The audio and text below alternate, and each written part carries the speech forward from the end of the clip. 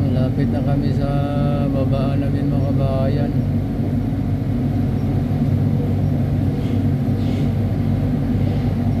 Papunta kami USG 7.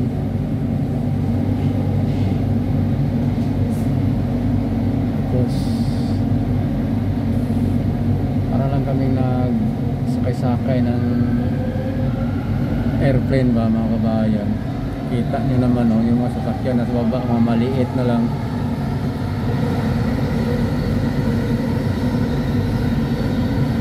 Ganito na sa Pinas mga kabayan, okay na sa Pilipinas kung ganito na. Kung matapos na lahat yung daanan. Ganda rin ba mga kabayan, no?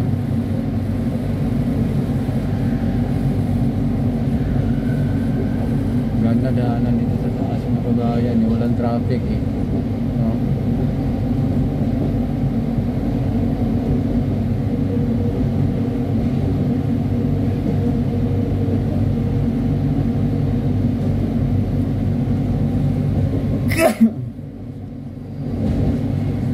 Natching ako mga kabayan kasi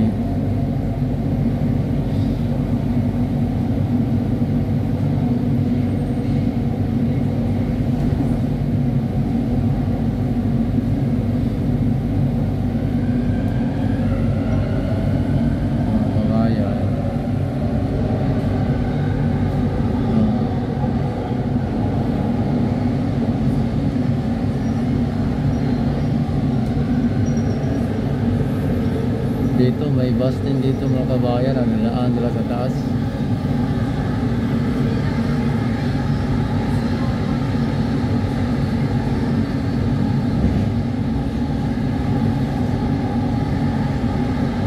Mga kabayan, dito na kami mga kabayan.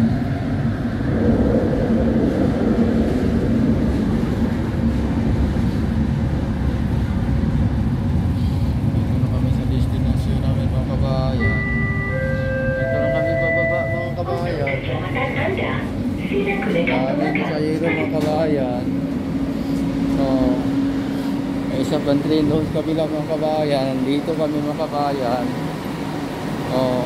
Upo-upo muna kami dito mga kabayan. Ha?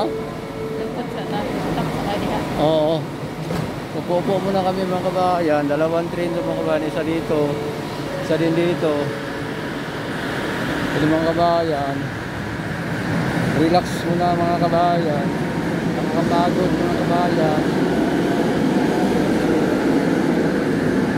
Nakapagod mga kabayan. Lumating yung mga dito kami dati nagtrabaho mga kabayan. Tingnan nyo mga kabayan, left and right dito mga kabayan. Ito yung magagandang mga tanawin dito sa mga mga kabayan.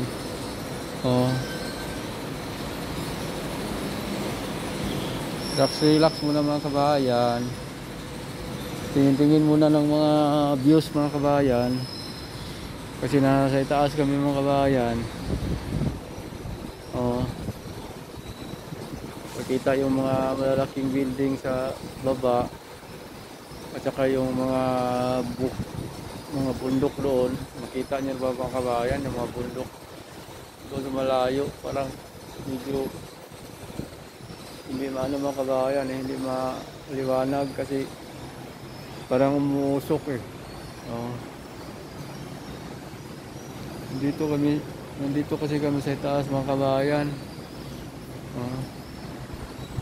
Ito yung USG 7 mga kabayan. Ito, USG 7.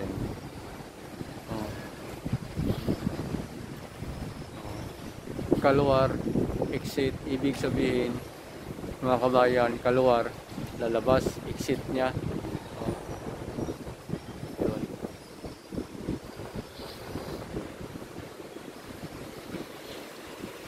Nakagutom mga kabayan magkuha ng reels.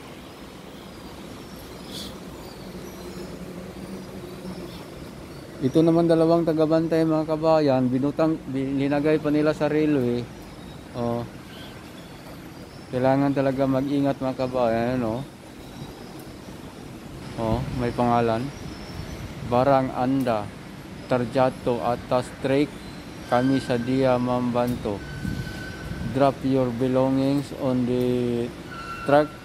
Let's assist you. Oh, maganda yung patakaran nila mga kabayan. Wala tayong problema, may mahulog tayong mga kagamitan sa ano, sa